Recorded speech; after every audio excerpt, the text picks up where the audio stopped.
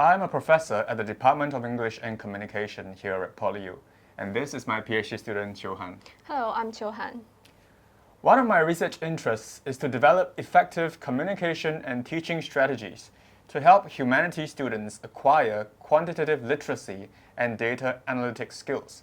Skills that will benefit them in today's digital economy, but in which they generally do not have a strong background. Examples of these knowledge and skills include basic regression, clustering, or programming skills for language and social data. In this way, the teaching practices I would like to share today actually dovetail quite well with my research. A metaphor or analogy is a cognitive tool where we use one domain of knowledge to understand and represent another. They are commonly used in education. Examples include the conceptualization of electricity in terms of flowing water, or the solar system model of the atom. The concept to be understood, for example electricity, is often abstract and is known as the target domain. On the other hand, the concept used to understand them, water in this case, is more concrete and is called the source domain.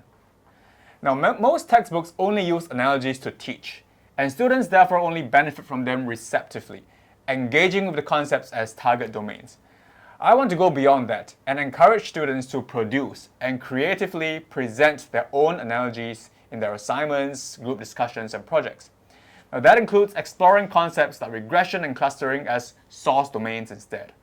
A student might, for example, say that forming social networks is a bit like performing a cluster analysis. You have certain attractive people as cluster centroids, and like-minded people will flock together to form cliques. But you cannot have too many centroids or cliques, or each one will lose its uniqueness. I think there are at least 4 potential benefits, and I'm trying to find evidence for them.